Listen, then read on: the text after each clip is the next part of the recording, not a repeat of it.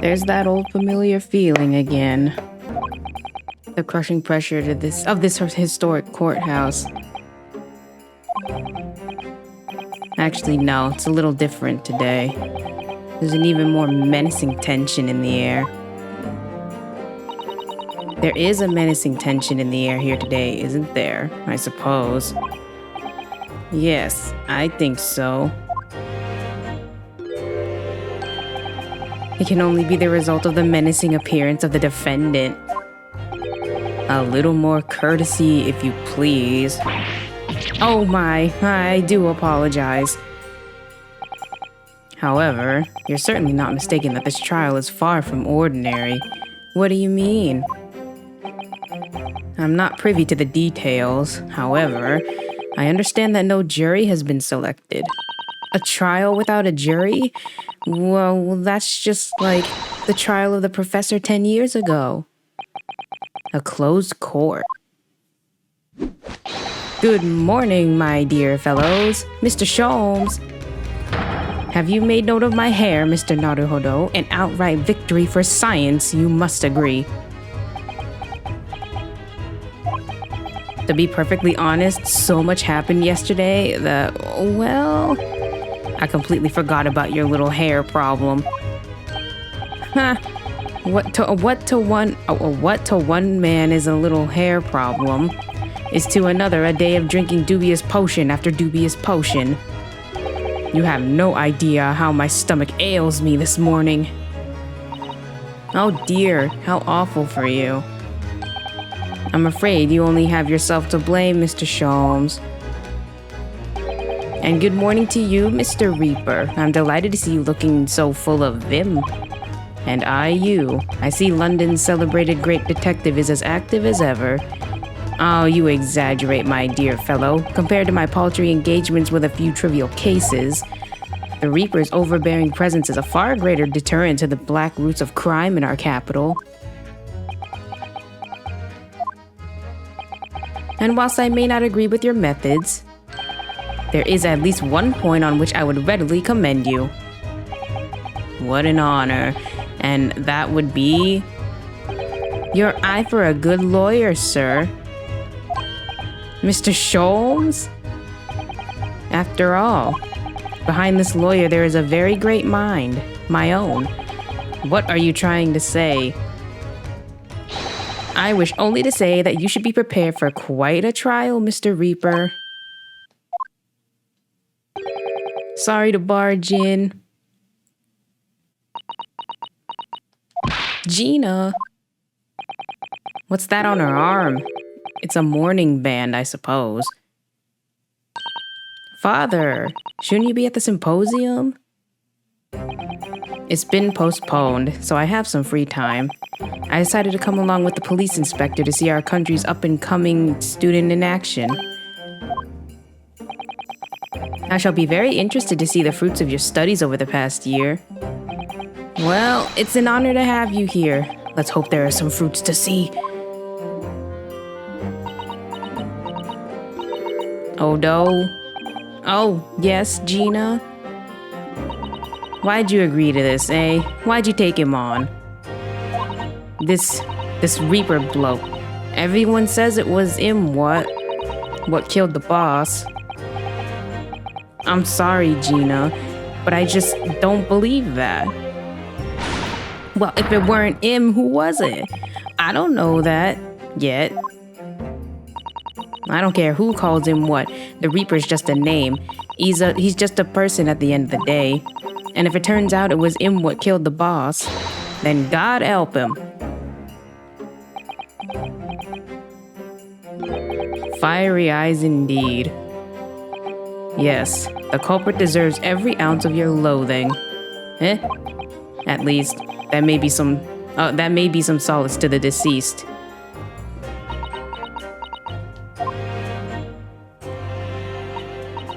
Please, Odo. Get whoever did this for the boss. Oh, Gina. I hate feeling this useless, but there's nothing I can do. So you've got to find who done this and make that wretch pay. Counsel for the defense and the defendant. Court will be in session shortly. Make your way into the courtroom at once, please. All right, then. Here we go. It's time, Mr. Naruhodo. Lord Van Zykes.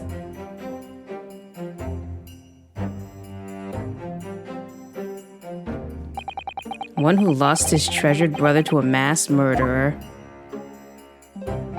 One who lost his treasured father in a foreign court of law. And one who lost the man who helped her escape destitution. All that misfortune, all that pain, on course to collide headlong in this trial. It's time to shine a light on all these dark events. And whatever truth is revealed, we're going to have to look it straight in the eye.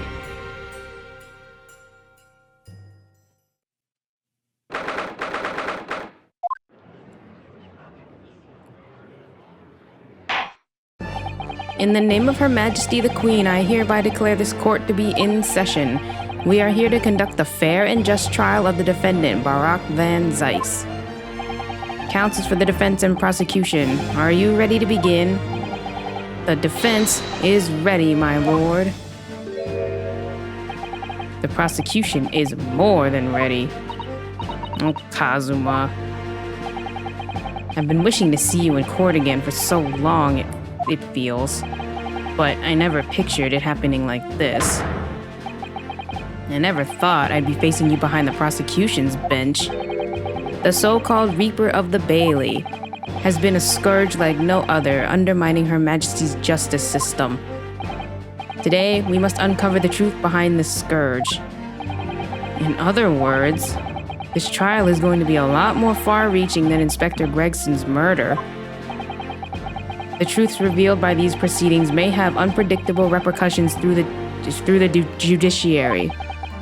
Accordingly, they are to be conducted as a closed trial with no members of the public present. Okay, but like maybe that's just them using like, well, I feel like they had like a separate like whatchamacallit, because it looked like there were people in the in the thing or in the stands or whatever. Like, I mean, I don't know. Maybe it just means literally no jury.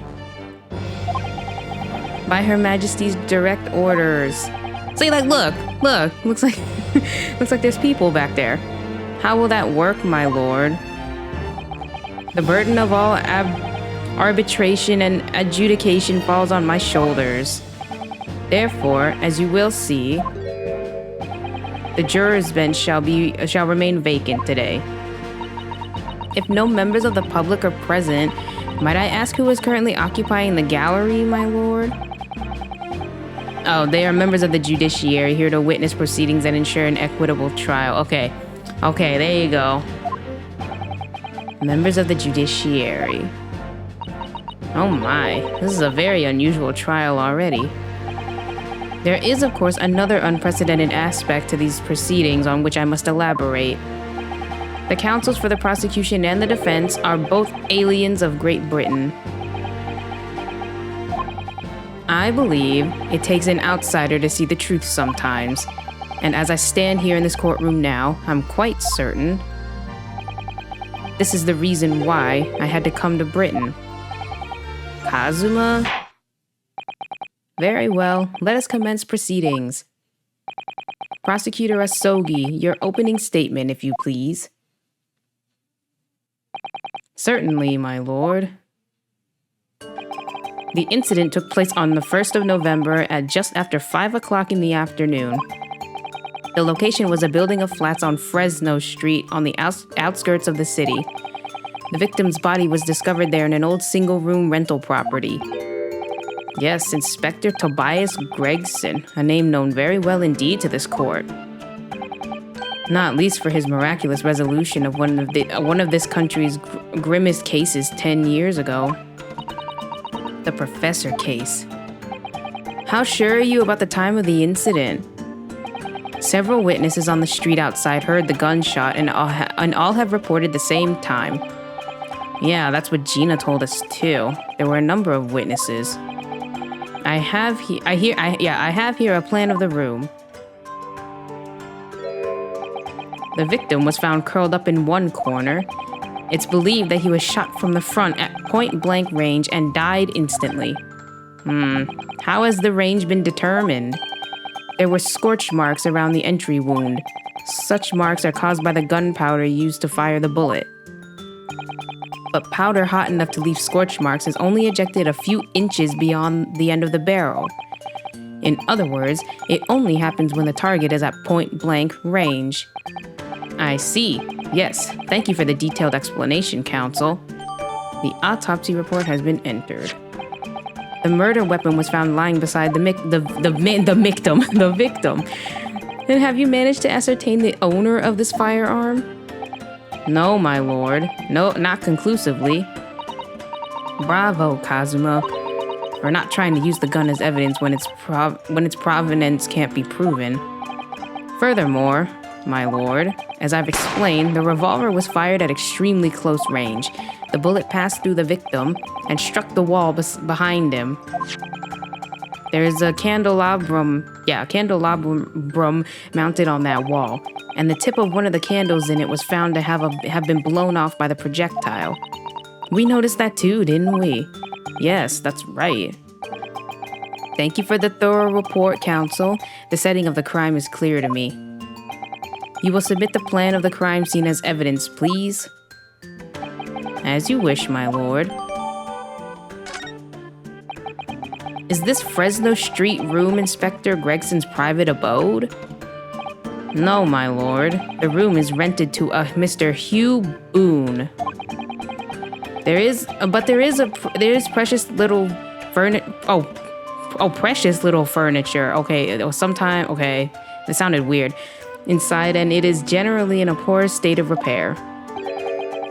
So what on earth was Gregson even doing there? Presumably he was investigating some case or other.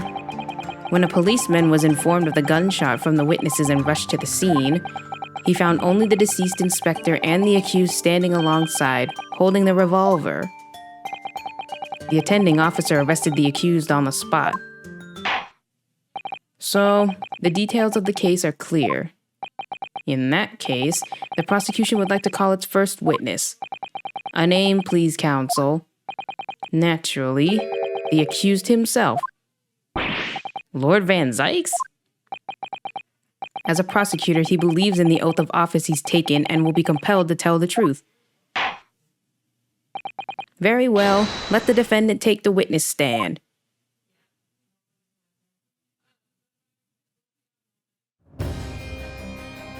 So, witness, state your name and occupation for the court. Barack Van Zykes, Old Bailey prosecutor. I presume, Lord Van Zykes, that you heard Prosecutor Asogi's opening presses? I did. It is alleged that you were found at the scene of the crime, and that you were arrested by the arriving police officer. Can you confirm this? Yes, my lord. Then I'm sure the court would like to hear your explanations, hear you explain some things away. Namely, why you were there in the room on Fresno Street at the time in question, and what exactly took place. I intend to explain away nothing. I will simply tell the truth. I must say, Lord Van Zykes, I never imagined this day would come. Or rather, I didn't want to imagine it would come, but since you became known as the Reaper, a part of me has been dreading it. I mean, he's not the one who's actively killing people. He's just the one that... They seem to make it sound like he's the one actively going out and murdering people. Your formal testimony then, witness. I think that was like what was alleged, because it's like, oh, he had an alibi for every single one that died mysteriously. I was investigating Gregson, and my inquiries had led me to that address. When I first entered the room that day, it was dark inside and I saw no one. A moment later, I heard the gunshot. I spun around and saw the revolver on the floor. Just as I picked the firearm up to examine it, the door flew open and I heard a man scream. It was only then that the body of Inspector Gregson appeared before me. That testimony was the whole truth? It was. So, you heard a shot being fired in a room with no living occupants, and moments later, a corpse somehow appeared before your eyes? Is that it? You're right. You haven't explained away anything. In fact, that would barely qualify as an excuse. I thought you were my mute apprentice. Yet it turns out you have a way with words, Prosecutor Asogi. It would appear to be a singular tale indeed. Singular isn't the word, it's laughable. What's gotten into Kazuma? He's not behaving like himself at all. I think he just really wants to know what happened to his dad. He's kind of biased right now. He's like, I hate this guy because I don't know. Like, maybe he was involved somehow that his dad died. Counsel, you may begin your cross-examination. I think he's too focused on something else and not what's happening right now. Yes, my lord.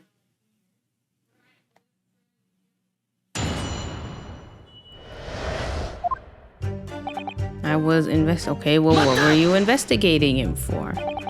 You were investigating the inspector? What on earth for? I'm not at liberty to say. Sorry? I'd identified a distinct possibility that Gregson was involved in a case I was investigating. Regrettably, though, he was killed before I could secure the proof I need. Is the court to understand, then, that on that day in question you followed the victim to the scene? No, I was privy to his movements in advance. How? I stole into his office in the yard and consulted his diary. The address on Fresno Street was noted in the 5 p.m. entry. You illegally entered the man's office? In Japan, that alone would constitute a very serious offense. And it does in Great Britain, I assure you. Is that not the case, Lord Van Zykes? I was aware of the possible consequences. So, in summary, you were investigating the victim, and yet, you refused to tell the court why. I didn't realize British prosecutors enjoyed such freedom to choose what to divulge under oath. Why did I ever think I could defend this man?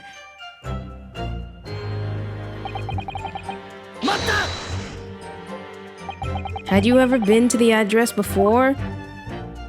No, never. I only learned of the place as a result of my investigations into Gregson's activities. There was no light inside when I entered, so it was all but impossible to make out anything. But at 5 p.m., the sun would only have just gone down. It would still have been reasonably light outside. The room has a window, but it was boarded shut. Very little light found its way into the room from outside, so it was extremely murky inside. I wouldn't have noticed if the victim was already lying on the floor. There was no artificial light in the room, you say? You're quite sure? I'm quite sure that the part of the room where the body was found was very dark. I have a feeling there was a small oil lamp burning on the desk, though I couldn't say for certain. Look, Mr. Naruhodo. There is a small desk in the room just here. Yeah, I remember, and there was an oil lamp on it, as well as the framed photograph.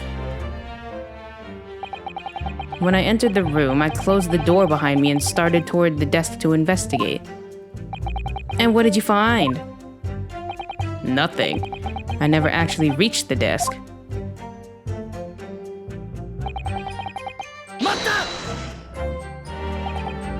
So, who fired the gun? I have no idea. I didn't see anybody else in the room. But you say it was very dark in there. Yes, that's right. All I can tell you is, I didn't sense another's presence. Well, then could it be that the gunshot actually originated from somewhere outside the room? Nope, that's out of the question. Oh. Without doubt, the sound emanated from inside the room. I could smell the gunpowder. This is going from bad to worse.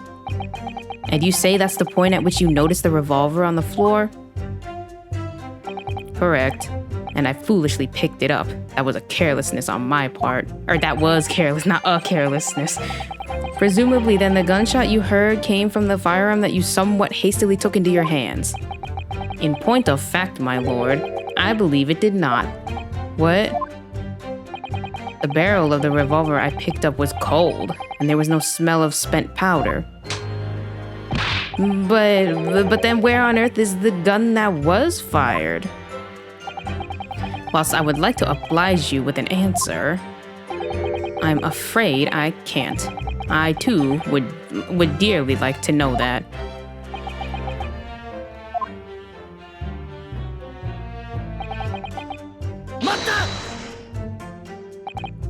A man, you say? One of the witnesses, I presume? That's right.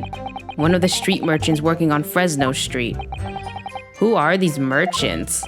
A number of them had set up their stalls directly beneath the boarded window of the crime scene. A match seller, a newsmonger, and a peddler. They've all given statements saying they heard the gunshot, and without thought of danger, they ran inside to see what had happened. Yes, Gina told us about that yesterday, didn't she? They burst through the door with some force, it would seem. They did, and almost gave me a heart attack in the process. But you're supposed to be the Reaper. The first man to come in immediately noticed the revolver in my hand and fled. A policeman patrolling on Fresno Street heard the commotion and was able to arrest the accused shortly after the incident occurred. Anyway, the man's scream drew my attention in that direction.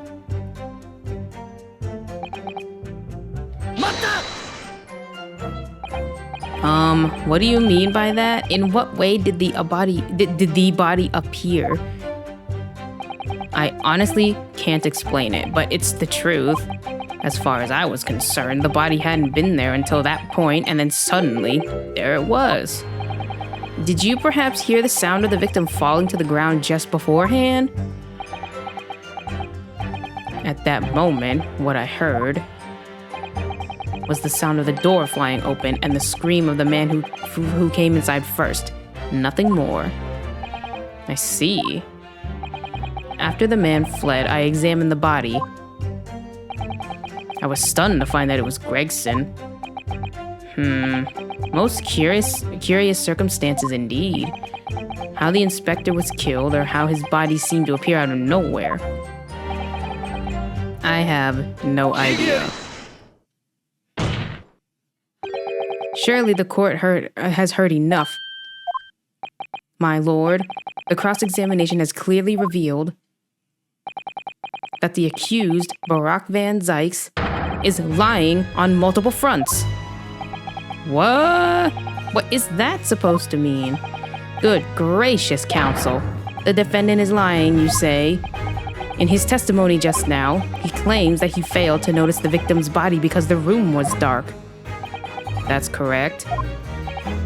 No, that's impossible. As proven by this candelabrum. How does that prove anything? If you examine the tip of the long candle, you can see it has been blown off by a powerful impact. One would assume that the projectile from the firearm passed through the victim and struck the candle. The problem comes when you consider the other two candles, which are clearly a different length. Yes, I can see that only one candle appears to have been struck by the bullet is long. We could reasonably expect someone to have lit all three candles together, which begs the question of why only one has ended up longer than the others. That must be because that particular candle was extinguished when the others were still burning. Oh. That's right. When the candle was hit by the bullet, it obviously went out. But the other two candles would have still been burning, so the fact is, the victim's body would have been illuminated by the light still thrown by the candelabrum. And the accused's claim that he couldn't see the body clearly contradicts those facts. And now, to the next lie. There's more. The accused also claims never to have visited the scene of the crime before. That's the truth. In that almost empty room, the police discovered something very unusual. A board covered from top to bottom in police documents and newspaper cuttings. Yes, that's right. We saw it too. It goes without saying that the contents of the police documents cannot be divulged. However, they included a number of reports from various historical cases, the oldest of which was from 10 years ago. 10 years ago? This is starting to sound familiar. And there is a common thread linking all of the documents on that board. Indeed. What is this common thread, Counsel? They all relate to cases prosecuted in court by Barack Van Zykes. All of them? And furthermore, all those cases are ones in which the defendant was acquitted. Good Lord. Interestingly, none of those defendants are alive today because all of them have been sent to their graves by the Reaper. Oh no. In short, that dingy little room is the Reaper's secret hideout and his base of operations. The Reaper's hideout? And yet, the Reaper would claim never to have been to his own secret hideout? No one would believe that. No, the truth is, we've been looking at this backwards. Backwards? Explain, Counsel. Inspector Gregson was investigating the identity of the Reaper. When he discovered the location of the man's secret hideout, he was killed. As I'm sure everyone can imagine, by the Reaper's hand. Whoa. What? I mean, I feel like that's obviously not true. Order. Very well, I hereby state the current opinion of the court. Barack Van Zykes is an outstanding prosecutor who has rendered great service to his country. However, it is with deep regret that I must concur with Prosecutor Asogi's contention that the defendant's testimony exhibits a number of stark inconsistencies with the known facts. All I have done is state the truth as I know it. Kazuma's done a brilliant job as ever. He's drawing on his experience as a defense attorney to build his prosecution case, and is formidable. Counsel, you will submit the board that you just showed the court as evidence. I believe it to be fundamental in establishing the facts surrounding the Reaper's existence. Thank you, my lord. And now the prosecution would like to call new witnesses to the stand. Witnesses who saw events unfold on the day in question. They were mentioned in the previous testimony too, if you remember. Yeah, the street sellers who heard the gunshot and went running into the room. Very well, lead the witnesses in. The defendant may step down from the witness stand. Certainly, my lord.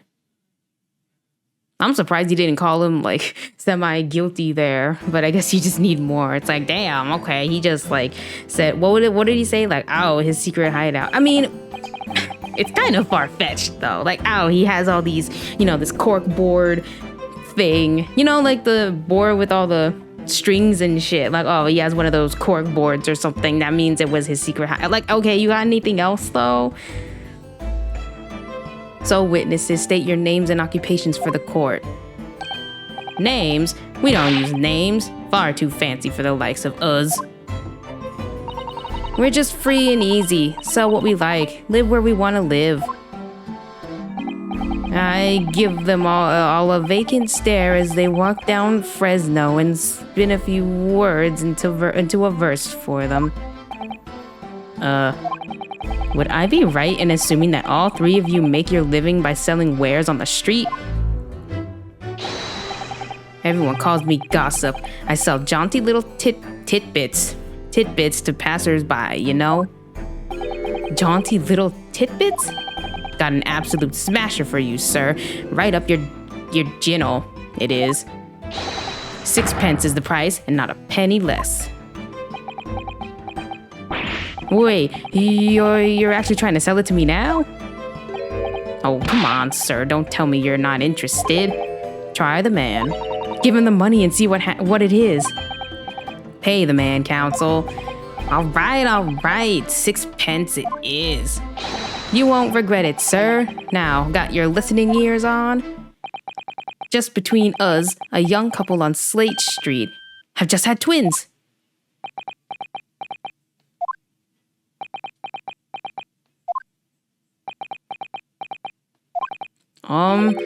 Is that it? No, that's not it. It's gossip, isn't it? It wants to spread. But that bit's up to you and your mouth, of course. I've got more, you know. Want another juicy one? 6 pence a piece it is, if you're curious.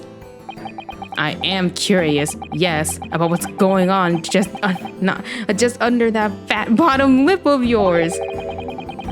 Namely, that unusual bruise or whatever that is poking from under your collar. What about the next witness, then? What name do you go by and what do you sell? Me? I'm Venus. That's what everyone calls me. Funny, isn't it? I sell these lovely little fireworks to all the local school kids. Jesus. 6 pence a pop. What do you say? That has to be relevant if she's selling, like, fireworks. You weren't exaggerating with little. Do they actually sell? Oh, yeah. The second years can't get enough of my Venus firecrackers. Especially when I tell them that if they get 100, they could blow up the school. Not the most savory of ideas, young lady. What do you say then, eh? Want to part with 6 pence for a pop? Wait, what? You want me to buy one? Tell you what, I'll let you in on a little secret. If you get 100 of them, you can blow up the whole courtroom. Try the woman. Give her the money and see if she's right. Hey, the woman counsel. All right, I'll buy one. Lovely stuff. Right then, this is something a bit extra just for you. The Venus Special, only 600 pence. 600? It's 100 of my regular fireworks. Nothing little about that, is there? And there'd be nothing little about the punishment if I blew up the Old Bailey either. Can I actually examine it? And the last witness. Okay, last witness. Okay, hold on. We have to, like, see all this stuff that we got. Oh, it's like an actual item. There's a bloody handprint. Oh, what's this? Mr. Naruhodo, look.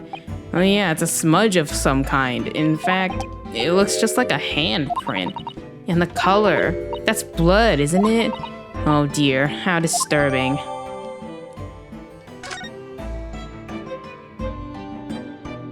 I mean, maybe it means that, like, it was down, like it fell or something, and then someone, like, went to go, like, pick it up, or I don't know. Maybe that'd be like a different handprint. There are details of a whole raft of cases dating back years on here, aren't there? This paper from 10 years ago was browning with age. Look, out of interest, the most recent thing appears to be this newspaper cutting here. Oh, it's the same Red-Headed League advertisement that Mr. Sholmes had picked out. And do you remember, there was a red hairpiece at the scene too. Was Inspector Gregson an exponent of the Red-Headed League? Have you had an idea, Mr. Naruhodo? You're staring at the end of the string of fireworks. Sorry, it's just that the Venus Special. I was wondering what 600 pence worth of fireworks would sound like. Shall we find out? What? But she said it could blow up the courtroom. All right, that was a fairly sizable bang. My ears are still ringing, Mr. Naruhodo. It sounded almost exactly like... But yeah, it sounds like a gunshot. See, someone must have been a Confucian. Or maybe that's what he heard. Or somehow they... maybe the guy who killed him, like, bought one of these things and then set it off and then killed the guy. No, he turned around, right? Okay, I don't know, but this is important. It was important. So, okay, what name do you go by and what do you sell? I'm a thinker, me. Think all sorts of thoughts. I think, therefore I am. I am, therefore I think. I think. Because I stand there on the street, watching the world go on with about me, they call me the observer. Yeah, out of it, old man. Everyone calls you Sandwich and you know it. So, you don't actually sell anything? A problem shared is a problem halved, as they say. I give advice, I do. and think what it means. I don't actually sell anything, no. Come to think of it. Pity. No more purchases today, please. Well, we have quite a cast here, it seems. They conduct their businesses on Fresno Street from morning until night, my lord, and always in the same place, directly adjacent to the crime scene. I see, and thus they heard the gunshot, I suppose. Not only that, but they very bravely ran inside to see what was going on and witnessed the crime. Well, I'll be beggared, I thought. Just between us. Venus de Milo, what am I to do? What a terrible thing I saw. What I think is, if all what we see is light and shadow, playing with our eyes, is any of it real? Okay, freaking Pascal. Very well. The court will hear the formal testimony of these 3 witnesses now. You will describe in detail what you witnessed and heard at the time of the incident.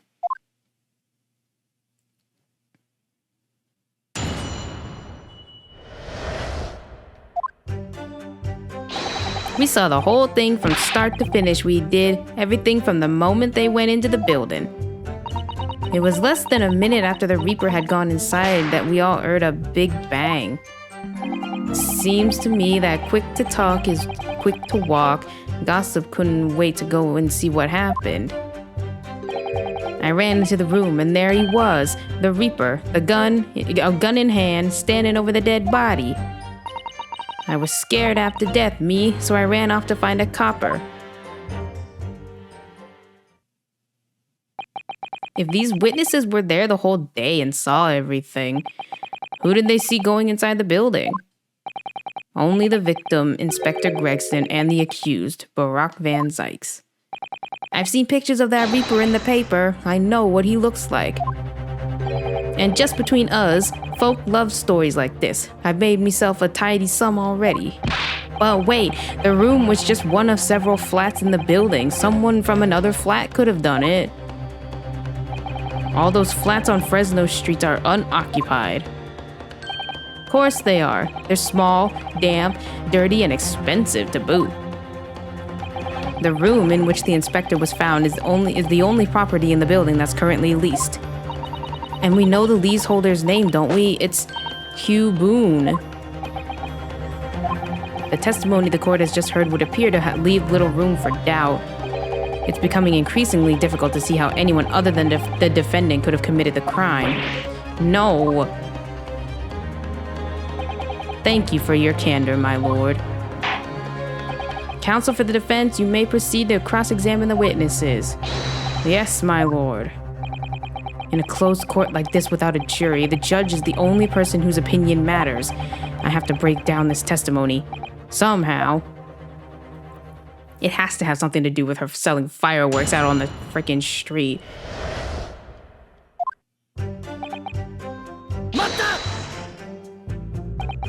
When you say they, who do you mean exactly? Inspector Gregson and the defendant, Lord Van Zykes? I suppose so. The likes of us don't know the names of the high and mighty. But I'll tell you one thing. It was the old Reaper that went in last. That's for sure and certain. Just behind Inspector Gregson? Did they arrive at the same time? No, not at all. The first fella must have gone inside a good 15 minutes before we heard that gunshot. The victim arrived 15 minutes before? Are you sure about that? Am I sure? Does it seem likely that I'd forgotten a fella with bright red hair like that? Does it? Yeah, his hair really were red, weren't it? Redder than my flaming fireworks even. That fiery red mop still burnt on the inside of my eyelids, it is. Wait a minute, you're saying the man was a redhead? Weren't you listening, chum? Aye, he was a redhead, and he had a big trunk with him as well. But Inspector Gregson's hair isn't red, not by any stretch of the imagination. Okay, but he was wearing a wig, I think. It seems likely that the person you saw wasn't in fact Inspector Gregson at all, but some other third party. No, I hate to break it to you, but the witnesses are correct. What? Just have a look at this photograph of the victim taken at the scene. Yep, that's Inspector Gregson, all right. And a red hairpiece. Oh, of course, we saw one on the floor when we investigated the scene, didn't we? I still refuse to believe Inspector Gregson wore a hairpiece, though. So then why on earth would he have been wearing something like that? The color does seem to suit the man, one might say. The photograph will be submitted as evidence. Okay. And what became of the trunk that the red-headed victim was supposedly carrying? I was informed that no trunk was found at the scene. So it just disappeared? What, do you expect us to have been watching the building every second, do you? We definitely saw him in the dock going in, though. No question about that. Okay, I mean, that seems fine. It's not really... I ran into the room. Okay. So, you were the first person to arrive on the scene, is that right? That I was. Kicked the door open like a professional, I did, and yelled out, "What's going on here?" Lord Van Zykes claims all he heard was a man scream, though. And was it dark inside the room? No, not dark at all. There were candles burning on the wall. Really? And there was a fella collapsed on the floor. Just between us, it's the first thing I noticed when I got inside. I see. Even though Lord Van Zykes claims not to have seen any such lights on the wall. The next thing I noticed was someone standing right beside the body. The accused, Barack Van Zykes. That's right, the pale-faced Reaper himself. I was a little shocked, I won't deny it, but I'm no lily-livered coward. I stood my ground and gave that Reaper a cold, hard stare myself.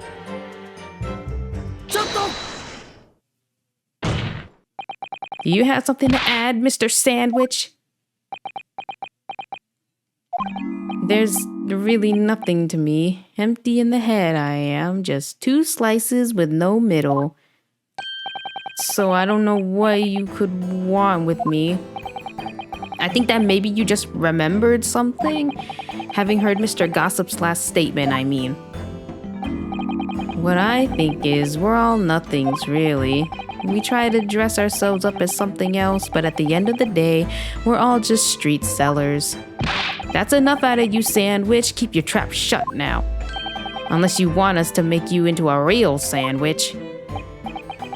When he saw the Reaper, he fell clean over on his backside. That's it? Oh, you rotten beggar, I told you to keep that a secret. He screamed, he did. Screamed and scrambled off on all 4s. That's all I wanted to say. Mr. Gossip, is this true? The floor was dead slippery, that's why. Planted my hand in a filthy pool of blood, didn't I? Yuck. What? A pool of blood? But listen here, even when I was sprawled on the floor, I still kept giving that Reaper a cold, hard stare, and don't you forget it. Let's just go back a little. Did you say you got blood on your hand? I did. Happens to the best of us at times, doesn't it? So I was scared, so I slipped over. We can keep it just between us, can't we? No, Mr. Gossip, I'm going to have to ask you to add that information to your formal testimony. Ow, if I must. The witness will amend his testimony to include the aforementioned information. It's probably his handprint then, if he got blood on the thing. Does this belong to you? Is it yours? So you wiped off the blood from your hand on the floor of the room. Are you quite sure about that? Well, what else do you expect me to have done, eh? Does it really matter? The police found no such handprint on the floor during their investigations. What exactly is the defense asserting? If you listen, you'll find out, Prosecutor Asogi. Certainly, there was no bloody handprint found on the floor. What are you trying to say? There was a handprint in blood left very clearly at the scene on the back of this notice board. I guess indeed. Indisputably a handprint in the distinctive color of blood. Hey, you're dead right. That's my right hand. I'd know it anywhere.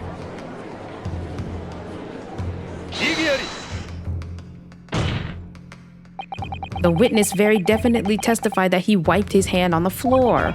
Any handprints on the back of the board are irrelevant.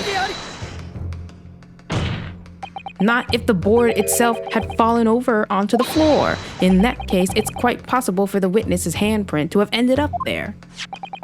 Just look at the floor plan of the room. The notice board was in the opposite corner of the room to the victim and in an upright position.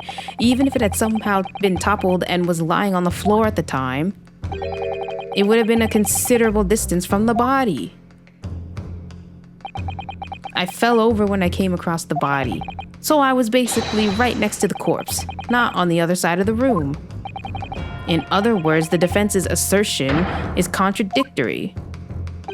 Yes, it is. There's a very definite contradiction here, for which there must be a reason. I take it that you formulated a proper hypothesis, counsel, regarding this apparent discrepancy between the witness's account and the handprint found at the scene? I have, my lord. This discrepancy between the witness's account and the location is, the board moving, I think. I mean, if it was over there and then over there, you know, it means it moved somehow, so someone moved it. The real contradiction here is the handprint itself, not where it was found. As the court can see, it's upside down. Good gracious, so it is. If the witness had put his hand against the board, the fingers should be pointing upwards. What does that tell us? It tells one simple fact. When this handprint was made, the board must have been lying on the floor, as I previously suggested, which means that after the incident, it must have been moved. What?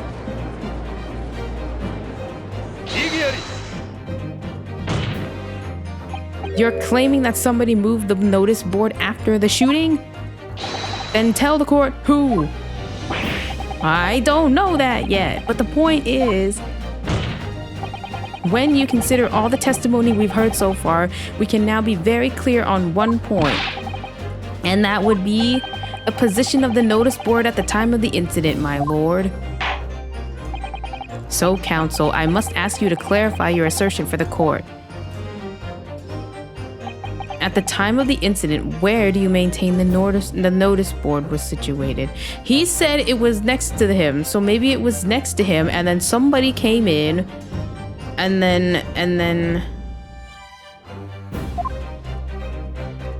Okay, if it was upside down, hold on.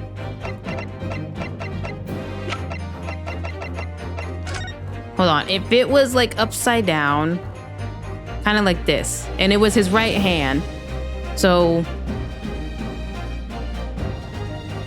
he was on the other, okay, it was on the other side of the door. It actually was kind of close to the body. So like somewhere, right? Like if you fall backwards, because he was, you know, this way, and then the board must have fallen like this, or it was already down, and then he put his hand on it. Well, okay, maybe he turned his hand like this, because sometimes, you know, you sit on the floor and your hands are kind of like, what the fuck? Wait a second. I'm confusing myself. Hold on. I think that's right, though, because if you fall backwards, like that, as if you can see it, but like this, and then... Is it upside... Wait, is the handprint upside down? Yeah, okay, so he moved his hand, he turned his hand like this. I say like this, like you can't see, but he turned his hand. So it's like, you know, his, like, I don't know how to explain it. The palms go under or whatever.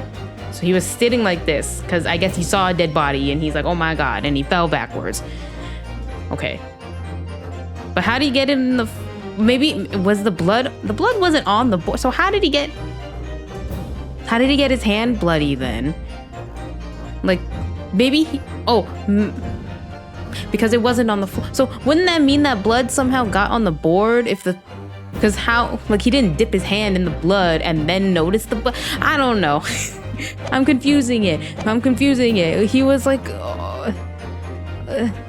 he was somewhere over here, I think. I don't think he was right here. I think he was at least near this, that he was over here. This is the only, okay, immediately adjacent to the doorway. If the court would think back to the testimony given by the defendant earlier, he said that when he entered the room, it was dark and he couldn't see the body. By Eck, if the notice board had been there, the body would have completely been hidden from view. Oh, I didn't even think about that. I thought that if you swung the door open all the way, because I think it's like a Audi or like a push door or whatever, I would have thought because like if it had fallen over, wouldn't the bottom pegs like prevent it from opening all the way? Maybe they didn't even need to open it all the way. Who knows? That's true, though. The board would have, yeah, okay. And the light from the candles would have been blocked, making the room appear darker. But the accused also claimed that the victim's body simply appeared before him. That's true. Or in his precise words, just as I picked up the firearm to examine it, the door flew open and I heard a man scream.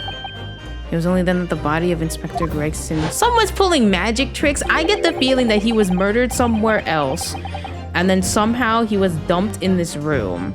Like one of those things, like where they take they were murdered here, but then they like somehow managed to like take the body, I don't know, in like a cello case or something, or like a bass case. Like they stuff it in there, and then they go through the, what is it, like not the airport, but like they're like, oh, here's my luggage, like the boat shit or whatever, and then they pick up their luggage and they're like, oh great, and then they dump him somewhere, something like that. I don't know what you calling it, a scream, but he was talking about me, and no mistake, because it was me that kicked the door open. Oh, so him kicking the door open must have made the board fall. If you look at the floor, if you look again at the floor plan, consider what would happen if the door to the room was thrown open with force. Right, it fell. That can't... The door struck the notice board, knocking it over and making the victim's body visible. Good gracious. My client has told nothing but the truth. He has simply described what he saw.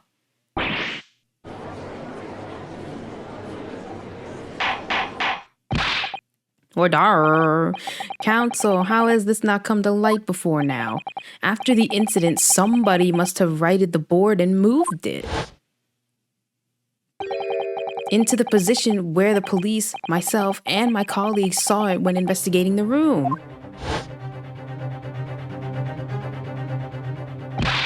Witness, witness, what have you to say for yourself? What? Me, my lord? You and your fellows were there at the scene before anybody else. It goes without saying that you must know something about the position of the notice board. The witnesses in the stand will testify again. You will each explain exactly what you did upon arriving at the scene of the crime. Stop looking over your glasses at me. I get the message.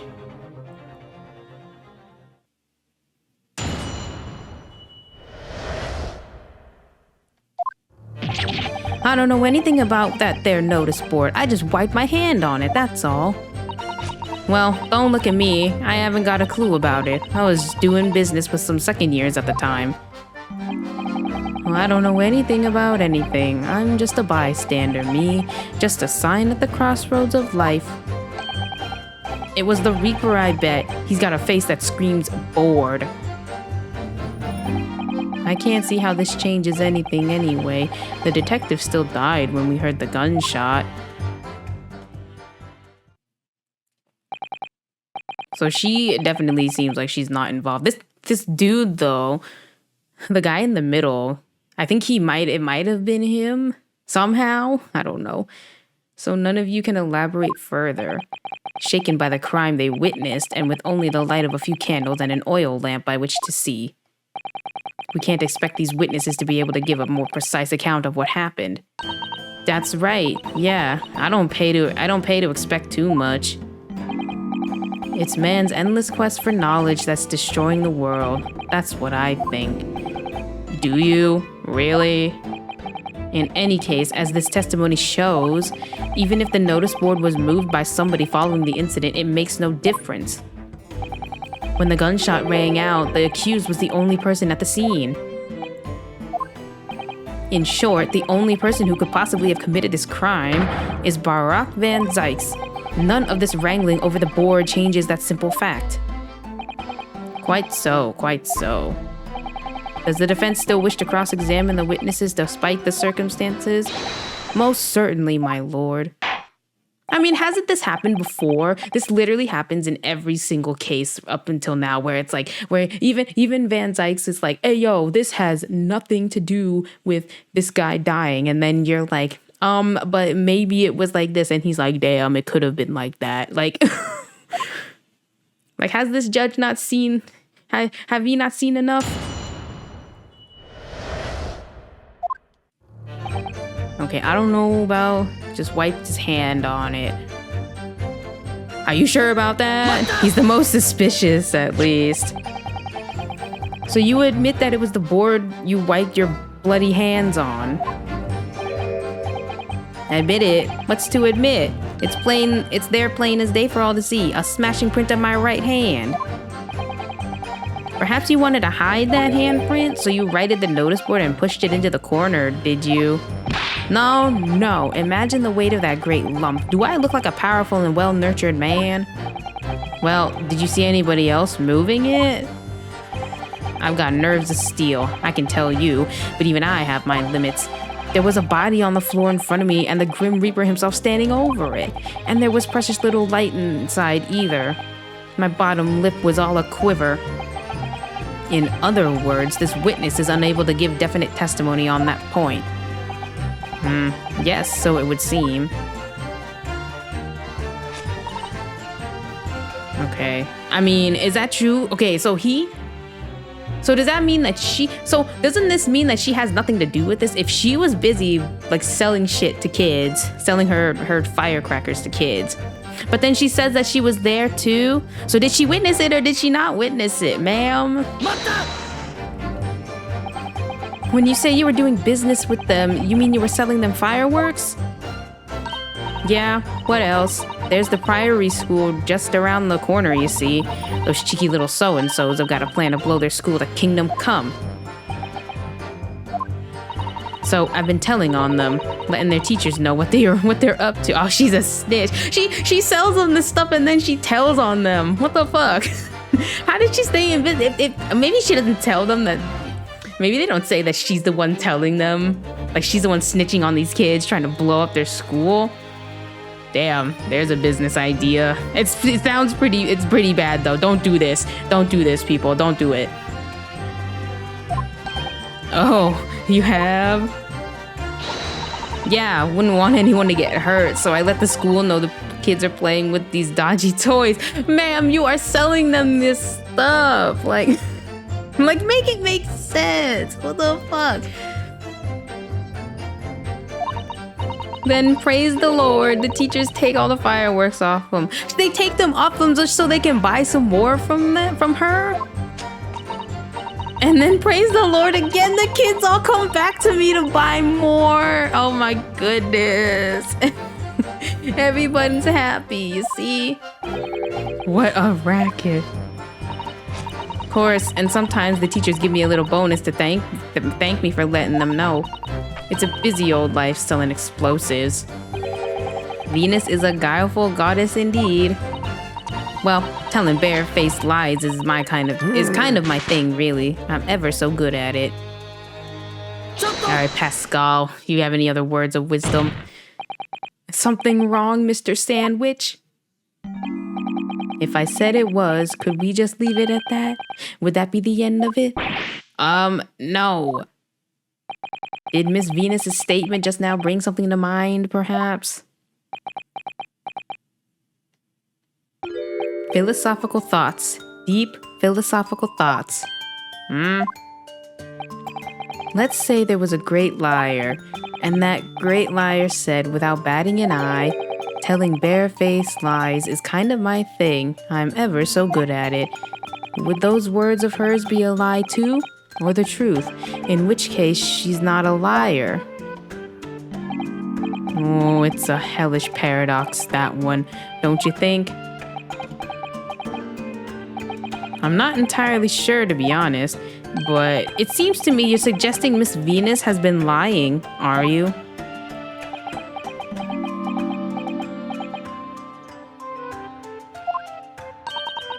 What are you on about, old man? Trying to cause trouble, are you? Keep on like that, and I'll wrap your whole body in firecrackers and set them off. That'll give you something to tremble about. You have a startlingly disturbing mind behind that sweet and innocent face, young lady. So Miss Venus has lied in her testimony. Is that what you're saying, Mr. Sandwich? Well, if it means I'll be burning in hellfire for the rest of my days, so be it. Yes, that's what I'm saying.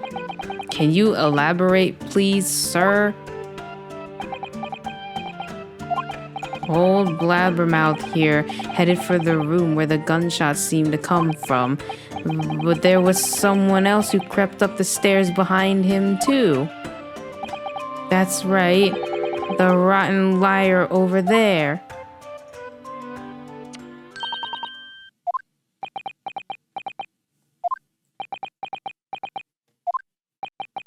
Do you mean to say that you did, in fact, betake yourself to the scene of the crime after all? What did I tell you, eh? I said I was good at telling barefaced lies, didn't I? Yes, you mentioned it. Well, that revelation rocked the whole courtroom, didn't it? Who knew firecrackers packed such a punch? So you did indeed visit the scene of the crime, did you, young lady? Good grief. Well, now you come to mention it, I suppose, perhaps, I do clearly remember climbing the stairs to the room. Yeah. Either you clearly remember it or you don't. Well, I shall consider a fitting punishment for this perjurious act later. For the time being, you will immediately amend your testimony to reflect the truth. Oh, yes, my lord, of course. So maybe I did sneak along behind gossip and have a little peek in the room.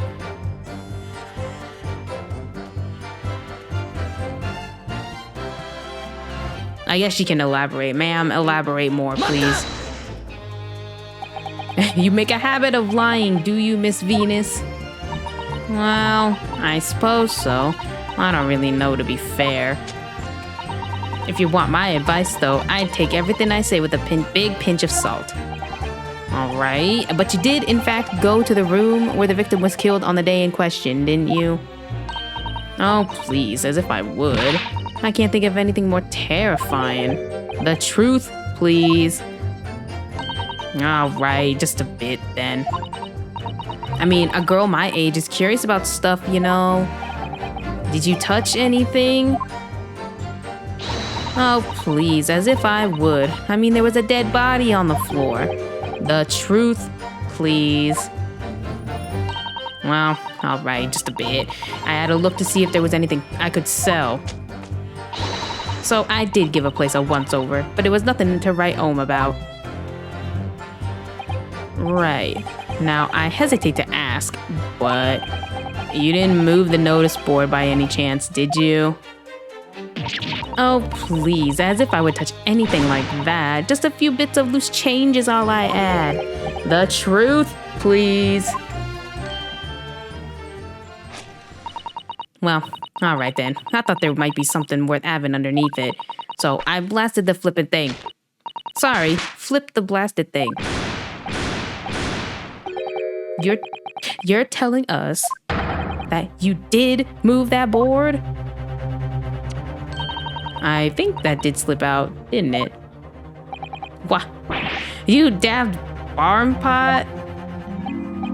I don't believe it. The girl doesn't think. So, did you find anything? Something that you might have taken, perhaps, to sell? Oh, please, I should be so lucky in my imagination. The truth now. I might have found this old pocket watch under the notice board, I suppose. But a bit of junk like this can't be worth much if you ask. So it was you, was it? You're the one who took it? Gina? Young lady, may I remind you where you are? That watch there. That was a present to Inspector Gregson from the yard for a big case he solved 10 years ago. The professor case, no doubt. The boss used to wind it up every evening without fail when he was waiting for his grub to come at the pub. I see. I swiped it off him once and blimey was he upset. He gave me a right earful. Said he hadn't missed a day in the last 10 years polishing it and winding it. It meant the world to him, that watch did. Possibly not the best thing to go diving for then. It's not all that though. I took it to Jabez. Oh, to Jabez's that night to ask how much it was worth, but the dealer wouldn't touch it. Wouldn't give me a penny for it. Said it wasn't working. Knocked about and worthless, he called it. But I knew I should have lifted it.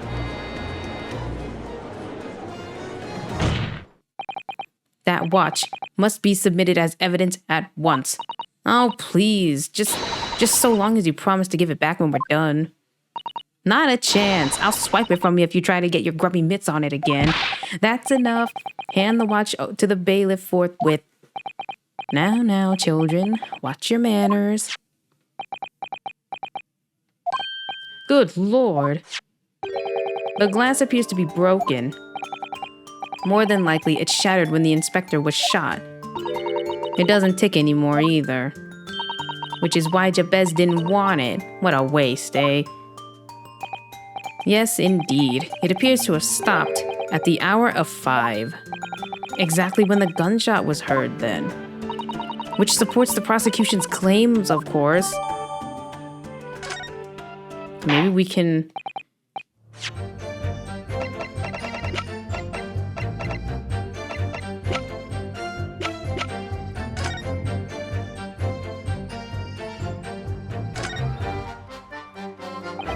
There's a tiny little stub sticking out from this small hole here. Look, I suppose there must have been a little knob or something on that for setting the time. In that case, seeing as we know the inspector took such care of this watch, it probably broke when the incident occurred, didn't it? Yes, of course. Which could mean that there's a small part of the watch still at the scene, maybe. Oh, that's interesting. The glass over the face really is badly cracked. What a shame, when the inspector clearly looked after it so carefully. I imagine Mr. Sholmes could repair it, don't you? Yeah, I should think so. He's very adept at things like this. A useful man to have around, in fact. But kindly remember that he's a great detective, Mr. Naruhodo, not an odd job man. It would appear that the mystery of the moving notice board has been solved at last. And as predicted, it had very little bearing on the case. Now then, continue with your cross-examination, please, counsel. Miss Susato, do you perhaps think this key could be the key for Inspector Gregson's watch? Oh, yes, it could be. Let's try it at once. There's not a moment to lose.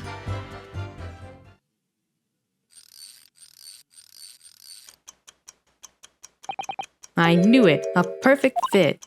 And look, the inspector's watch has started going again. So it has obviously just not been wound up, that's all. What is it? Well, if the watch isn't actually broken after all, I have a feeling it could have profound implications. She's deep in thought now. Perhaps I'd better start thinking deeply too. So it's still, so what, why was it important to say that it was broken? Oh, just because to say that he got shot at 5? But maybe, I guess maybe saying that it still works means it could be possible that he didn't die like 5 p.m. that day, but he could have been killed like 5 p.m.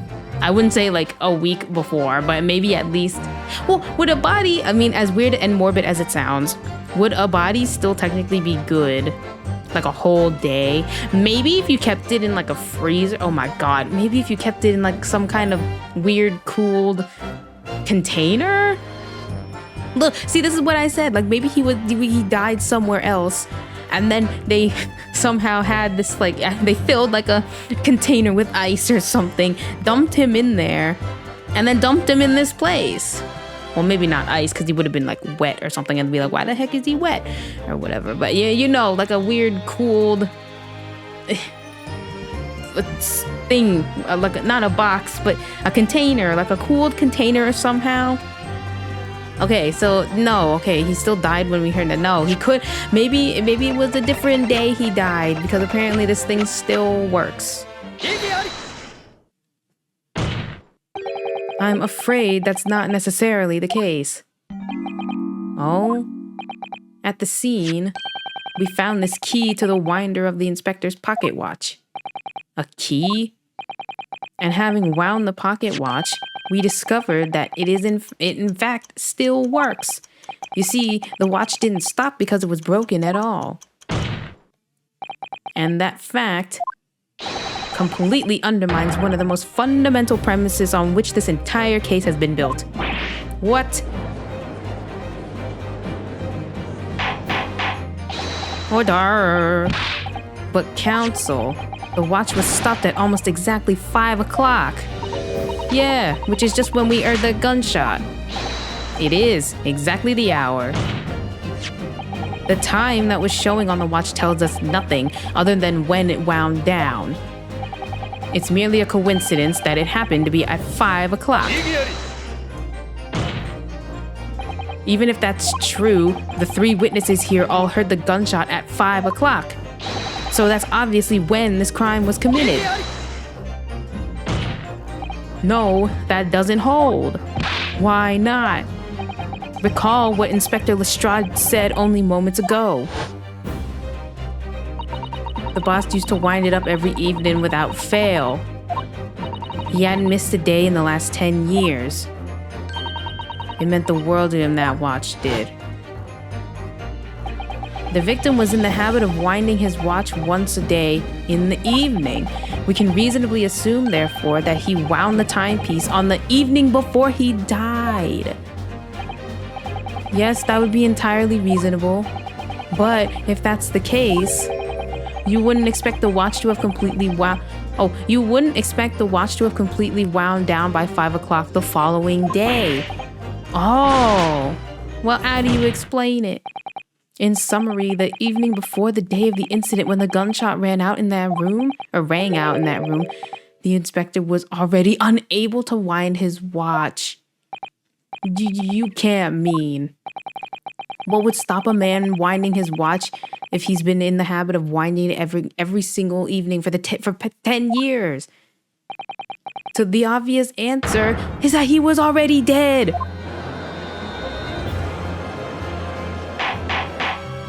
Order! Counsel, that is a most extraordinary claim. Extraordinary isn't the word, it's absurd. You claim he was already dead the night before. Do you really think that Scotland Yard's coroner would have overlooked something like that? Well, on that subject, there is something rather surprising. There's actually an omission in the coroner's report.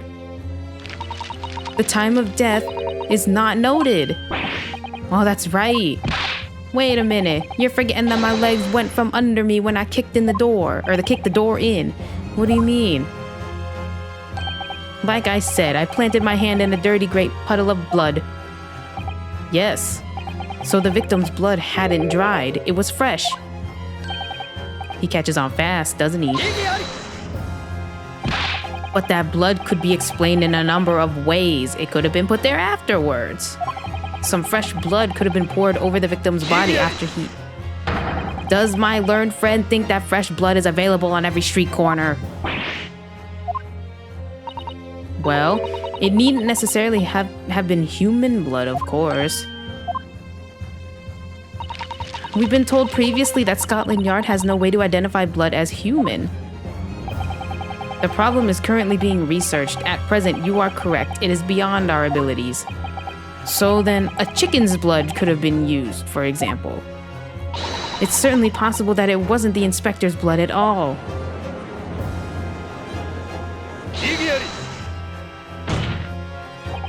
But the gunshot was heard at 5 o'clock that afternoon. That's beyond question. Is it though? Like, it could have been this bitch playing with her fireworks, because it sounds like a damn gun. Given that the time of death of the victim has already been called into question, it isn't beyond the realms of possibility that what these witnesses heard wasn't a gunshot at all. Oh, please, what are you trying to say? Us lot know what we heard, and it was a loud bang that came from that there room. Now you listen to me. A street seller's ears are his livelihood. I don't doubt your ears, sir, but all you can state with certainty is that you heard a noise. Eh? Explain yourself then, counsel. A noise that sounds like a gunshot could have been made with her damn firecrackers. Something like this. The culprit could have set off one of these to fake a gunshot. Good gracious, the very fireworks that are sold by the witness. Now, hold on a minute. Are you saying I did it? My pretty little firecrackers only make a little pop anyway, see? Not 100 of them together. The Venus special that you sell for 600 pennies sounds like this. As the court can now attest, it sounds very much like a gunshot, in fact. You're trying to suggest that somebody set one of those fireworks off at the scene? I'm suggesting that somebody knew the defendant was in the room at 5 that day and sought to implicate him by creating a sound like a gunshot for these peddlers on Fresno Street to hear. But even the accused himself has testified that he saw no one else in the room at the time. Whether it was a gun or a firecracker, the only person present to cause that bang was Barack Van Zeitz. One whiff of a match and my firecrackers go pop. See? That's why people like them. I fear for your fingers, young lady. Recently, during my time here in Britain, I've learned of a very useful invention indeed. Something called a time bomb. Good heavens, a bomb? It's like, what the hell are you learning in this country, council? Damn. Yes, a device that allows you to blow up whatever you like, whenever you like.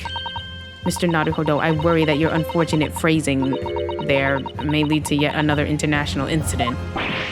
Oh, no. Wait, it's the whenever you like part that's important. A timed device? Yes, exactly. A timed device. Something of that nature could have been planted at the scene. A device that was able to produce the sound of a gunshot long after the culprit had left. Your extravagant claim will have to be substantiated with evidence, counsel. What proof do you have to suggest in any way that a timed device was employed? I guess the candle, because it's like weirdly, right? It's kind of, weirdly off. Oh, maybe they put, they used the top candle to light it, maybe? Or maybe it was like a weird Rube Goldberg machine. And then something like that happened, like they needed the top candle and then it just unexpectedly got blown off somehow. The candelabra? Like, right? Because now that we say that, he wasn't actually shot there. So then this means that it had to be made somehow. So I think it was this, right? Because I just remembered that we just said that, the gun shot, quote unquote, was not an actual gun. So that means that this technically couldn't have been blown off by a gun. So it has to have been the firework. Here, the candelabrum. As the court has already discussed, the tip of one of the candles in this candelabrum has been blown off. Indeed, because it was struck by the bullet, which presumably passed through the victim. Yeah, but we just said that he wasn't, because we said he was shot, I don't know, the day before or something like that. I don't think that's possible, my lord. Not possible? Why? Because of the scorching. There are gunpowder scorch marks clearly visible on the broken candle. There are? Goodness, yes. But is it not the case that there was also scorching on the victim around the bullet entry wound? That's right, there was. But as we heard earlier, scorching like that only occurs when the target is at very close range, a matter of centimeters from the gun. Oh. Which means that the scorching on the candle can't possibly be the result of a gunshot. You're suggesting it came from the fireworks? How can that be, eh? The fact that there's such visible scorching on the candle suggests that the fireworks must have been right next to it when they exploded. Or put in another way, the candle and firecrackers were joined together. Oh yeah, something like that. Oh, maybe that's why, but how would that, okay, wouldn't they burn at the same time though? So how did the other two get like so down there? I guess it wasn't like to blow up the entire room, you just had to make like a loud noise. The culprit somehow attached the firecrackers at a point partway down the middle, or down the candle. After the killer had left the scene, the candle slowly burnt down along with the other two. Okay, but this is just weirdly like me. I don't know if anyone else would think this, but because I'm not like, I'm not like an expert on like fireworks and stuff because they scare me because I'm really scared of loud noises.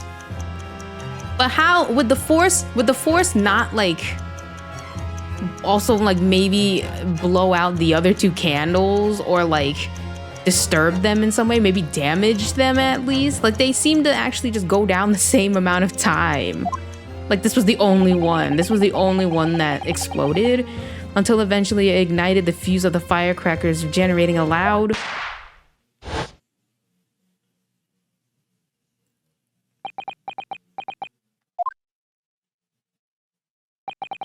and that is how these three witnesses came to believe they had heard a gunshot at 5 o'clock. Well, what a plot. And this implies that the victim could have died earlier than we've been led to believe. The previous day, even. Now, just hold your horses. All us here saw the victim going into the building, remember? I couldn't forget that flame-colored hair, even if I wanted to. The person you saw entering the building wasn't the victim at all. Consider this. Oh. Obviously, anybody can wear a wig, so the person that these witnesses saw entering the building 15 minutes before the incident occurred could easily have been someone else entirely wearing their red hairpiece. Someone else? Do you mean to say it was the same person who contrived the firecracker trick? In other words, Inspector Gregson's killer.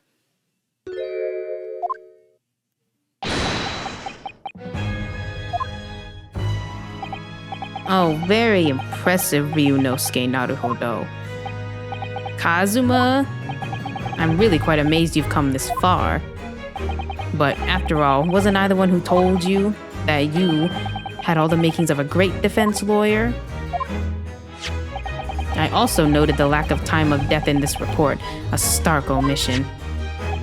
But as far as I'm concerned, this whole country's justice system leaves a lot to be desired. Order! What on earth do you mean by that statement? I hear that many of the leading members of Britain's judiciary are present to observe this trial today. So we cannot allow even the slightest doubt to be overlooked. The defense's assertion about the time of death based on the victim's stopwatch is just conjecture. But while the possibility exists that my learned friend may be correct, we have a duty to explore it. Well, certainly, I would agree with you. And what immediately comes to mind is, of course, what was Inspector Gregson doing and where did he go on the day before the incident? Do you know? The inspector always carried out his investigative work alone.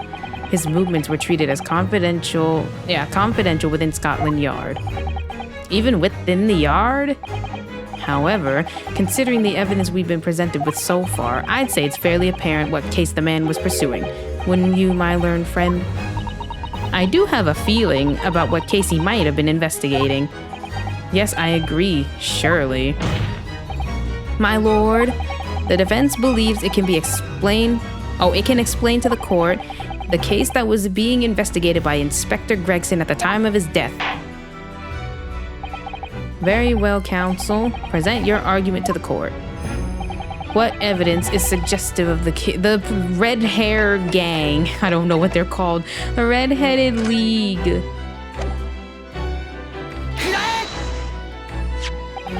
I believe this red hairpiece points to the answer. We might assume it was part of a disguise used to carry out an undercover investigation. Surely not. Such a brightly colored hairpiece would only serve to make the inspector more noticeable. Yes, that's quite true. It would definitely have made him stand out in a crowd. Except, that is, in a crowd of gentlemen from the Red-Headed League. The Red-Headed League? So, you had already worked it out. What on earth is this all about? Is there such an extraordinary league of gentlemen? The Red-Headed League is currently under investigation for a grand deception. A deception of what nature, counsel? They've been targeting red-headed men across all of London and tricking them out of small sums of money. 2 men were arrested for the misdemeanor only yesterday, in fact. My lord, the defense calls for those 2 men to be summoned at once. 2 redheads?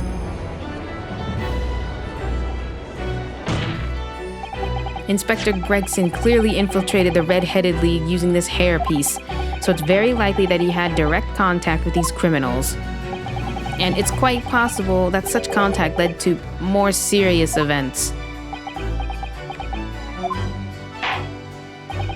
I concur that we cannot in good conscience leave this new avenue unexplored.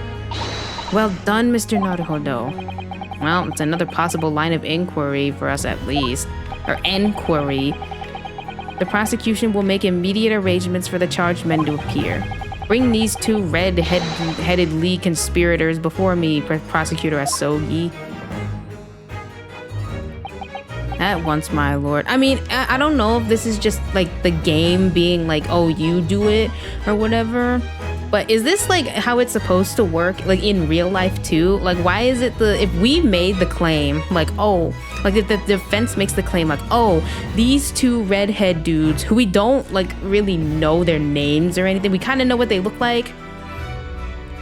And so then the judge is like, hey, yo, prosecutor, go find these redhead guys. Like, I don't know if that's like how like actual legal stuff works. Or if this is just video game, like, hey, yo, prosecutor, go find these guys and bring them in. Like, I don't know if that's also their job. Very good. We will have a 30-minute recess. Court is adjourned.